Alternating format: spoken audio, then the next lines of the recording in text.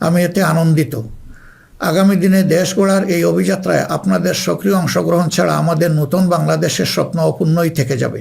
প্রবাসীদের সঙ্গত সমস্ত বিষয়গুলো আমরা গুরুত্বের সাথে বিবেচনায় নিয়ে দেশে যাতে কোনোভাবে তারা নিপীড়নের শিকার না হন তা আমরা নিশ্চিত করব ইনশাল্লাহ। প্রিয় দেশবাসী, আমরা আন্তরিকভাবে বিশ্বাস করি যে রাষ্ট্রীয় দায়িত্ব হচ্ছে আমানত।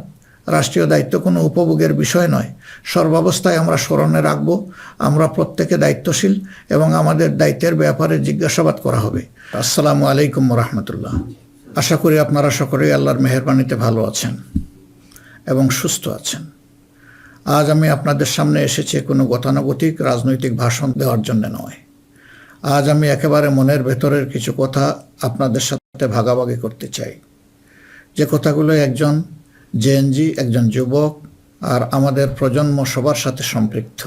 একজন মুসলমানের জন্য যেমন তেমনি আমাদের দেশের অন্য ধর্মের সকল ভাই বোনদের জন্য। প্রিয় দেশবাসী, আজ আমি এখানে যাদের কারণে কথা বলছি সেই জুলাইয়ের মহান শহীদদের রুহের মাগফিরাত কামনা করছি। একই সাথে মহান মুক্তিযুদ্ধের শহীদদেরও গভীর শ্রদ্ধাভরে স্মরণ করছি। জুলাইয়ের রক্তক্ষয়ী সংগ্রামে এখনও বহু মানুষ আহত আছেন। আমি তাদের দ্রুত আরোগ্য ও সুস্থতা কামনা করছি। জুলাই হয়েছিল কারণ আমাদের দেশ আমরা একত্রিত হয়েছিলাম। জুলাইতে রাস্তায় নেমেছিল আমাদের তরুণরা, রাস্তায় নেমেছিল আমাদের প্রিয় মা বোনেরা, নারীরা, রাস্তায় নেমেছিল শ্রমিক, কৃষক, সর্বস্তরের ভাইয়েরা এবং সকল মেহনতি মানুষেরা। ফেসিবাদ বিরোধী বিভিন্ন রাজনৈতিক দলের নেতাকর্মীরাও তখন আমরা একাকার হয়েছিলাম। শিক্ষক ও প্রকৌশলী, ডাক্তার সহ বিভিন্ন শ্রেণী পেশার মানুষ তখন রাস্তায় নেমে এসেছিলেন। দেশপ্রেমিক সশস্ত্র বাহিনীর সদস্যরাও সে সময় অত্যন্ত প্রশংসনীয় এবং দায়িত্বপূর্ণ ভূমিকা পালন করেছেন। আমরা জুলাই আর চাই না। আমরা চাই এমন বাংলাদেশ যেখানে আর কোনো দিন জনগণকে রাস্তায় নামতে হবে না। আমাদের বুঝতে হবে জুলাই কেন হয়েছিল। জুলাই হয়েছিল একটা বৈষম্যহীন বাংলাদেশের জন্যে। জুলাই হয়েছিল একটা কালো রাজনৈতিক ধারার পরিবর্তনের জন্যে। যুগের পর যুগ ক্ষমতা কুক্ষিগত ছিল পরিবারতন্ত্রের হাতে, নির্দিষ্ট গোষ্ঠীর হাতে। সেখান থেকে মুক্তির জন্যে বিশেষ করে 2009 সাল থেকে জাতির উপর এমন এক শাসক গোষ্ঠী চেপে বসে যারা মানবাধিকার, ভোটাধিকার সহ সকল গণতান্ত্রিক অধিকার কেড়ে নেয় এবং গণতান্ত্রিক প্রতিষ্ঠানগুলোকে ধ্বংস করে ফেলে। গুম, বিচার বহির্ভূত হত্যা, আয়নাগর প্রতিষ্ঠার মাধ্যমে জনগণের উপর নিপীড়ন চালায়। 2014, 18 ও 24-এর পরপর 3টি জাতীয় নির্বাচনের নামে তামাশার মাধ্যমে আমাদের ভোটের অধিকার হরণ করা হয়। এইসব নিপীড়ন এবং অধিকার ফিরে পাওয়ার জন্যই এসেছিল রক্তাক্ত জুলাই। আমাদের তরুণরা এখন একটা নতুন দেশ দেখতে চায়, যে দেশকে তারা গর্ব করে বলতে পারবে নতুন বাংলাদেশ, এটি আমার দেশ 2.0। এক কথায় যদি বলি, দেশের মানুষ পরিবর্তন চায়, কিন্তু একটি মহল পরিবর্তনের বিরোধী। কারণ পরিবর্তন হলেই তাদের অপকর্মের পথ বন্ধ হবে, মানুষের অধিকার কেড়ে নেওয়ার সুযোগ থাকবে না। এই সংস্কৃতি বদলানোর সাহস সবার থাকে না।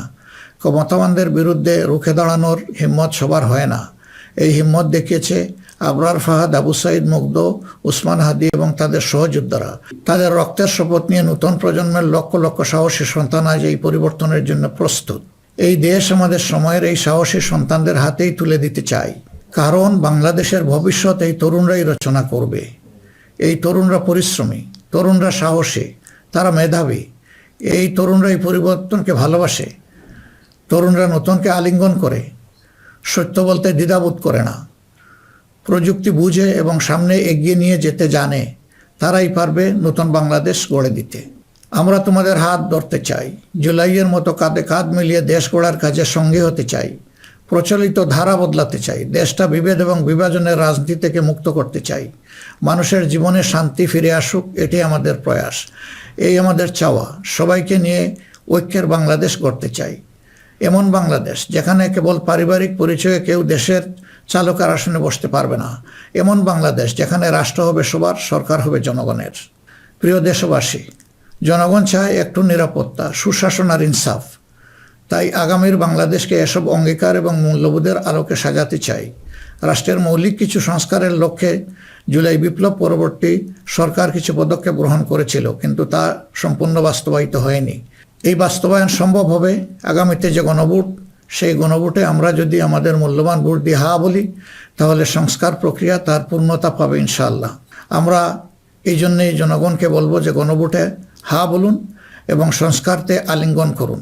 আমাদের সন্তানদের স্বপ্ন পূরণে আপনিও গুরুত্বপূর্ণ অংশীদার হন। নতুন বাংলাদেশের আকাঙ্ক্ষার আলোকে আমাদের পরিকল্পনা কর্মসূচি অঙ্গীকার আপনাদের নিকট স্পষ্ট করার চেষ্টা করেছি। বাংলাদেশে আমরাই প্রথম পলিসি সামিটের মাধ্যমে রাষ্ট্র পরিচালনার নীতি কৌশল জনগণের সামনে তুলে ধরেছি। আমাদের নির্বাচনী ইশতেহারে এর প্রতিফলন রয়েছে। এই প্রক্রিয়ায় অনেকেই আমাদেরকে সহযোগিতা করেছেন, তাদের প্রতি আমরা কৃতজ্ঞ। এছাড়াও আমরা সমাজের বিভিন্ন শ্রেণী পেশার মানুষের সাথে কথা বলেছি, বসেছি এবং তাদের মূল্যবান মতামত পরামর্শ আমরা গ্রহণ করেছি। আমরা সুযোগ পেলে মহান আল্লাহর ইচ্ছায় জনগণের ভালোবাসায় সরকার গঠন করলে প্রথম দিনে ফজরের নামাজ পড়েই আমরা আমাদের পরিকল্পনা বাস্তবায়ন শুরু করব ইনশাআল্লাহ। প্রিয় দেশবাসী, আমাদের শাসক শ্রেণী সরকারি পদে নির্বাচিত হওয়ার পর নিজেদেরকে দেশের মালিক গণ্য করেছে। ফলে রাষ্ট্রীয় সম্পদ, পদ, পদবি, নীতি, প্রতিষ্ঠান সব কিছু ব্যক্তিগত ও দলীয় স্বার্থ হাসিলের উপায় হিসাবে অন্যায়ভাবে ব্যবহার করা হয়েছে। এর ফলে চুরি ও দুর্নীতি, স্বজনপ্রীতির মাধ্যমে প্রতারিত করে জনগণের সম্পদ লুণ্ঠন করা হয়েছে। উন্নয়ন প্রকল্প ব্যক্তিগত ও দলীয় লুণ্ঠনের সিঁড়ি হিসাবে ব্যবহৃত হয়েছে। এই ব্যবস্থার অবসান ঘটানোই আমাদের প্রধান লক্ষ্য। আলহামদুলিল্লাহ, অতীতে জামাতে ইসলামী থেকে যারা জনপ্রতিনিধি হিসাবে সংসদ, সরকার ও স্থানীয় সরকারের দায়িত্ব পালন করেছেন তারা কেউই দুর্নীতির দায়ে অভিযুক্ত হননি। তারা দক্ষতার সাথে দায়িত্ব পালন করেছেন। আপনারা দেশের মানুষ, তারই সাক্ষী।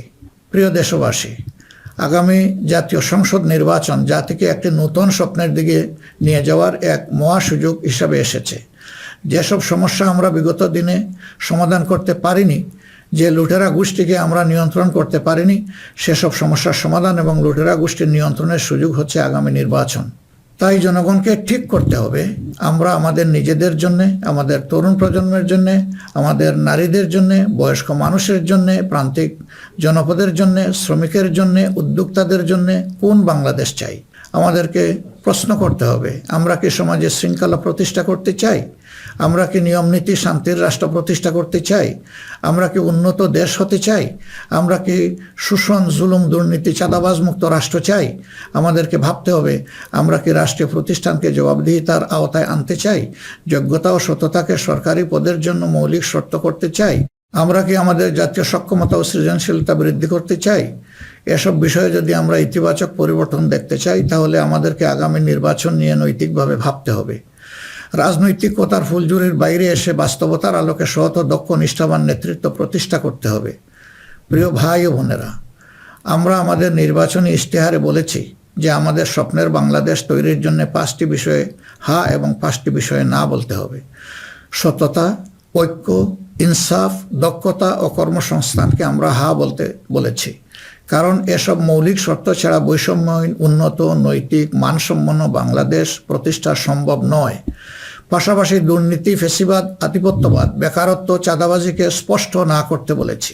প্রিয় দেশবাসী, বাংলাদেশ আয়তনে ছোট্ট কিন্তু জনসংখ্যার দিক থেকে একটি বড় দেশ।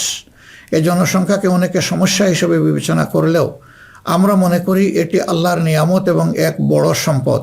তাই আমাদের জনসংখ্যাকে জনশক্তিতে রূপান্তর করতে হলে নীতি এবং নৈতিকতা ভিত্তিক রাজনীতির বিকল্প নেই। সমাজে নীতি, নৈতিকতা, শৃঙ্খলা, জবাবদিহিতা প্রতিষ্ঠা করা ছাড়া কোনো জাতি এগোতে পারেনি, আমাদের পক্ষে অসম্ভব না। যে সমাজে নারীর মর্যাদা রক্ষা করতে পারে না, সেই সমাজ কখনো সমৃদ্ধ হতে পারে না। আমরা ক্ষমতায় এলে নারীরা কেবল ঘরের ভেতরে নয়, সমাজের মূলধারার নেতৃত্বে থাকবেন সগৌরবে। কর্পোরেট জগৎ থেকে রাজনীতি সবখানে তাদের মেধার মূল্যায়ন হবে কোনো বৈষম্য ছাড়াই।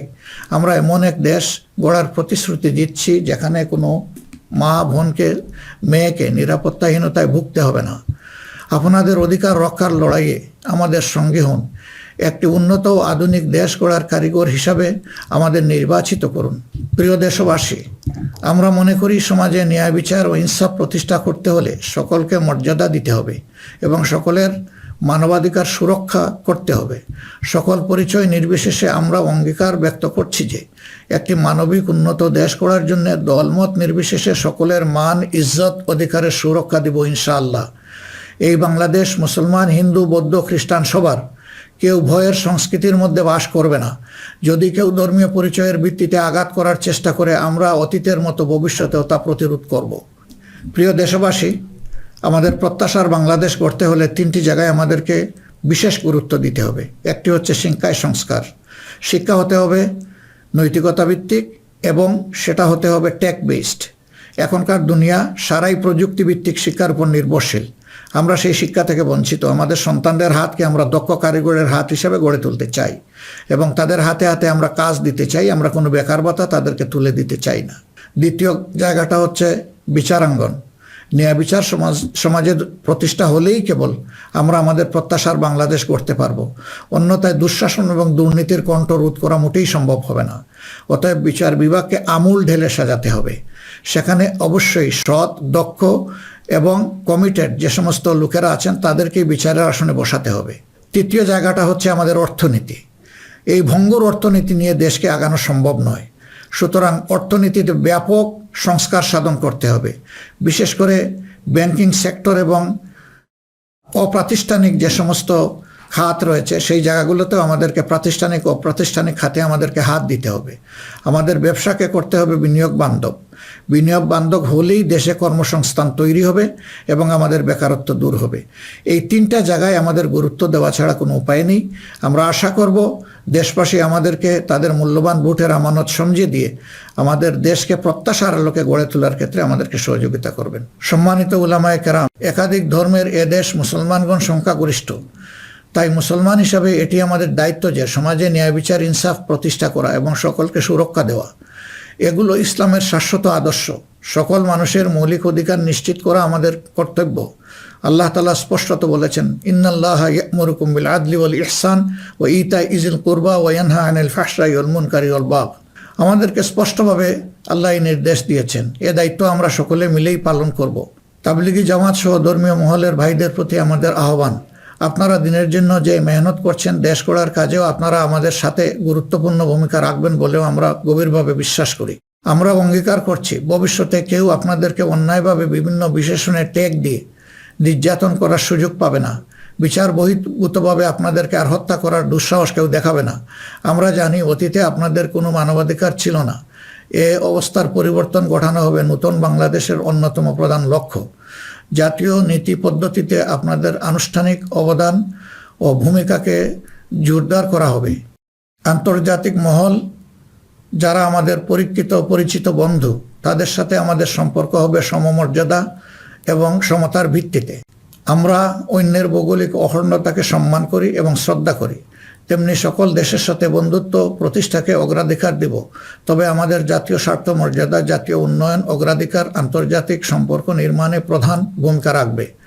বৈশ্বিক উন্নয়ন চ্যালেঞ্জ সমূহ, বিশেষত জলবায়ু পরিবর্তন নিরসনে আমরা সাধ্যমতো ব্যবস্থা গ্রহণ করব এবং তা হবে স্বচ্ছতার ভিত্তিতে পরিচালিত।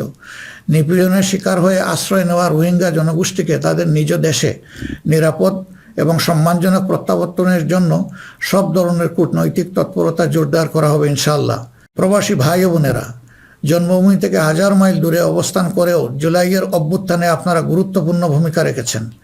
জেল জুলুমের শিকার হয়েছেন, ত্যাগ স্বীকার করেছেন। ইতিমধ্যে আপনারা আপনাদের ভোটাধিকার প্রয়োগ করে নতুন বাংলাদেশে নিজেদের অধিকার প্রতিষ্ঠার পথে ইতিহাস রচনা করেছেন। আমি এতে আনন্দিত। আগামী দিনে দেশ গড়ার এই অভিযাত্রায় আপনাদের সক্রিয় অংশগ্রহণ ছাড়া আমাদের নতুন বাংলাদেশের স্বপ্ন অপূর্ণই থেকে যাবে। আমরা চাই প্রবাসীদের অধিকার এবং মর্যাদা রাষ্ট্রীয়ভাবে নিশ্চিত করতে। সে লক্ষ্যেই প্রবাসীদের জন্য ভলান্টিয়ার প্রতিনিধি নির্বাচন করা হবে, যারা প্রবাসীদের বিভিন্ন সুযোগ সুবিধা, সেবা এবং সমস্যার বিষয়ে দূতাবাস বা হাইকমিশনের সাথে সরাসরি সমন্বয় করে প্রবাসীদের স্বার্থে উপদেষ্টা ও প্রতিনিধি হিসাবে কাজ করবে। তাছাড়াও বাংলাদেশের বাইরে যেখানে যেখানে সমস্যা রয়েছে, যেমন ইংল্যান্ডে ম্যানচেস্টার ফ্লাইট বন্ধ করে রাখা হয়েছে, আমরা কথা দিচ্ছি আর কোনো ফ্লাইট বন্ধ হবে না, বরঞ্চ পূর্বের চালু ফ্লাইটগুলো আমরা আবার ফিরিয়ে নিয়ে আসব। নিউ ইয়র্কে নতুন করে বাংলাদেশ ফ্লাইট ইনশাল্লাহ চালু হবে। এরকম দুনিয়ার যে যে জায়গায় এই ফ্লাইটগুলো চালু হওয়া দরকার তা আমরা নিশ্চিত করার ব্যাপারে বদ্ধপরিকর। দেশ আর পিছনের দিকে যাবে না, দেশ এগিয়ে যাবে সামনের দিকে ইনশাআল্লাহ। প্রবাসী ভাইয়েরা যখন বিদেশে মৃত্যুবরণ করেন তখন অত্যন্ত অসহায় অবস্থা, তাদের লাশ উপেক্ষিত হয়। আমরা কথা দিচ্ছি যারা আমাদের রিমিটেন্স যোদ্ধা তারা আমাদের গর্বের ধন। কেউ যদি আল্লাহর ইচ্ছায় বিদেশে ইন্তেকাল করেন, আমরা অত্যন্ত সম্মানের সাথে আমাদের কাঁধে করে তাদের লাশ দেশে বয়ে নিয়ে আসবো ইনশাআল্লাহ। আমাদের প্রবাসীরাও জাতীয় সংসদে আনুপাতিক হারে ইনশাআল্লাহ তাদের প্রতিনিধিত্ব আমরা নিশ্চিত করার পক্ষে। প্রবাসীদের সঙ্গত সমস্ত বিষয়গুলো আমরা গুরুত্বের সাথে বিবেচনায় নিয়ে দেশে যাতে কোনোভাবে তারা নিপীড়নের শিকার না হন তা আমরা নিশ্চিত করব ইনশাল্লাহ। প্রিয় দেশবাসী, নির্বাচনী প্রচারণা শুরু হওয়ার পর থেকে দেশের বিভিন্ন প্রান্তে আমরা গিয়েছি। আপনারা আমাদের সভা সমাবেশে যোগ দিয়েছেন, আমাদের কথা শুনেছেন। আপনাদের ভালোবাসা, অংশগ্রহণ ও সহযোগিতায় আমরা অভিভূত, আমরা মুগ্ধ। আমরা আপনাদের প্রতি চিরকৃতজ্ঞ। আমাদের নির্বাচনী প্রচারণা ও অন্যান্য কার্যক্রমে কেউ কষ্ট পেয়ে থাকলে আপনাদের কাছে আমরা ক্ষমা প্রার্থী। আগামী নির্বাচন সুষ্ঠুভাবে আয়োজন করা সকল রাজনৈতিক দলের নৈতিক দায়িত্ব। তাই আমাদের আহ্বান হবে নির্বাচনী আচরণ বিধিগুলোকে সম্মান জানানো এবং প্রতিদ্বন্দ্বী রাজনৈতিক দলের বৈধ অধিকারকে সম্মান করা। সুষ্ঠু নির্বাচন আয়োজনের মাধ্যমে রাজনৈতিক স্থিতিশীলতা নিশ্চিত করা হবে আমাদের রাজনৈতিক অঙ্গীকার। প্রশাসন ও আইন শৃঙ্খলা রক্ষাকারী বাহিনীর সদস্যরা নিরাপত্তার দায়িত্ব তারা পালন করেছেন অত্যন্ত নিষ্ঠার সাথে। আমাদের সাংবাদিক ভাই এবং বোনেরাও অনেক কষ্ট করে আমাদের বিভিন্ন অনুষ্ঠান কভার করেছেন। আপনাদের প্রতি গভীরভাবে আমরা কৃতজ্ঞ। আপনাদের ঋণ শোধ করতে পারবো না। আপনারা ভালো থাকবেন। আমাদের দলের বিভিন্ন পর্যায়ে নেতাকর্মী, শুভাকাঙ্ক্ষী এবং নির্বাচনী জোটের নেতৃবৃন্দ কর্মীগণ নিরলস পরিশ্রম করে যাচ্ছেন, আর্থিক ত্যাগ করেছেন। শেরপুরে আমার ভাই রেজাউল করিম প্রতিপক্ষের নির্মম আঘাতে শাহাদত বরণ করেছেন। আল্লাহ রাব্বুল আলামিন তার এই ত্যাগকে কবুল করুন এবং তাকে শহীদ হিসাবে কবুল করুন। আমাদের ভাই জনাব মোহাম্মদ নুরুজ্জামান বাদল, যিনি শেরপুর 3 আসনের প্রার্থী ছিলেন, তিনি ইন্তেকাল করেছেন। আল্লাহ তাকে উত্তম পুরস্কার দিন এবং জান্নাত নসিব করুন। প্রিয় দেশবাসী, আমরা আন্তরিকভাবে বিশ্বাস করি যে রাষ্ট্রীয় দায়িত্ব হচ্ছে আমানত। রাষ্ট্রীয় দায়িত্ব কোনো উপভোগের বিষয় নয়। সর্বাবস্থায় আমরা স্মরণে রাখব আমরা প্রত্যেকে দায়িত্বশীল এবং আমাদের দায়িত্বের ব্যাপারে জিজ্ঞাসাবাদ করা হবে। আমরা হজরতে ওমরের সেই বিখ্যাত উক্তি ও দায়িত্বশীলতা মনে রাখবো যে ফুরাত তীরে একটি কুকুর না খেয়ে যদি মরে তাহলে তার জন্যও তাকে জবাবদিহি করতে হবে। আল্লাহর নির্দেশ অনুসারে আমরা ন্যায় বিচার প্রতিষ্ঠায় অঙ্গীকারবদ্ধ থাকবো ইনশাআল্লাহ। আশা করি আপনারা আমাদের অঙ্গীকার ও স্বপ্নকে বিশ্বাস করে জাতীয় সংসদ নির্বাচনে আমাদের প্রতি সমর্থন জানাবেন। আগামী 12 ফেব্রুয়ারি তারিখে জামাতে ইসলামের প্রার্থীদেরকে দাঁড়িপাল্লা মার্কায় এবং যেসব অঞ্চলে 11 দলীয় অপর প্রার্থী রয়েছেন তাদেরকে আপনারা আপনাদের এলাকায় ইনশাআল্লাহ মূল্যবান ভোট দিয়ে নির্বাচিত করবেন। এই আকুল আবেদন আপনাদের সকলের প্রতি রাখলাম। আল্লাহ পরিবর্তনের এক মহা সুযোগ আমাদেরকে এনে দিয়েছেন। আসুন সেটা কাজে লাগাই। বিগত দিনের রাজনীতি পরিহার করি, একটি নতুন বাংলাদেশ তৈরি করি যেখানে সবাই মান, ইজ্জত ও মর্যাদা নিয়ে বাস করবে। আমরা আমাদের তরুণ সমাজকে সমাজের ককপিটে বসিয়ে দিতে চাই। বাংলাদেশ নামের উড়োজাহাজটি তারাই চালাবে, তারাই হবে ক্যাপ্টেন, তারাই হবে এটার পাইলট। আমরা গিয়ে বসবো প্যাসেঞ্জার সিটে। হে তরুণরা, তোমরা তৈরি হয়ে যাও। এই দেশ তোমাদের জন্যে, এই দেশ তোমাদের হাতেই তুলে দিতে চাই এবং এই দেশ তোমাদের হাতেই মানাবে, এই দেশ তোমাদের হাতেই গড়ে উঠবে। এটি আমাদের একান্ত প্রত্যাশা। বাংলাদেশ জামাতে ইসলামী নিরলসভাবে এই দেশকে গড়ে তোলার জন্য এবং দেশে বিদ্যমান সংকট নিরসনের জন্য সবসময় কাজ করে এসেছে। তা আপনারা সকলেই সাক্ষী। এমনকি আমাদের কষ্টের দিনগুলোতেও আমরা থেমে থাকিনি। আমরা জনগণের সুখ দুঃখ, ব্যথা বেদনার সমান অংশীদার ছিলাম।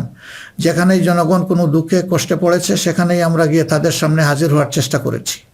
আপনারা তখন আমাদেরকে বলতেন, এত কষ্ট বুকে চেপে আপনারা এসেছেন আমাদের কাছে, এ এক আশ্চর্য জিনিস। না, এটা আপনাদের কাছে আশ্চর্য হলেও আমাদের কাছে ছিল এটি আমাদের পবিত্র কর্তব্য এবং দায়িত্ব। কোনো বাধাই আমাদেরকে সেদিন টেকিয়ে রাখতে পারেনি।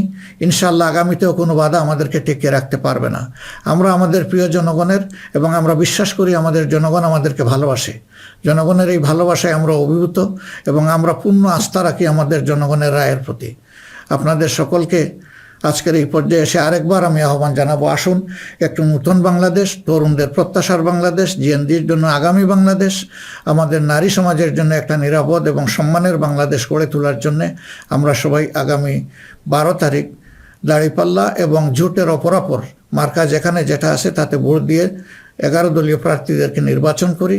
তাহলে ইনশাআল্লাহ প্রত্যাশার একটি দেশ আমরা খুঁজে পাবো, একটু নতুন বাংলাদেশ পাবো। আমরা বিশ্বাস করি জনগণ পরিবর্তন চায়, সেই পরিবর্তন জন্যই আমাদের এই আহ্বান। এই পরিবর্তন আমাদের হাতেই ইনশাআল্লাহ মানাবে, অন্য কারো হাতে নয়। দৃশ্য তো এটা আপনারা বুঝতেই পারছেন। আল্লাহ হাফিজ। বাংলাদেশ জিন্দাবাদ। বাংলাদেশ জামাত ইসলামী জিন্দাবাদ। 11 দলীয় নির্বাচনী ঐক্য জিন্দাবাদ।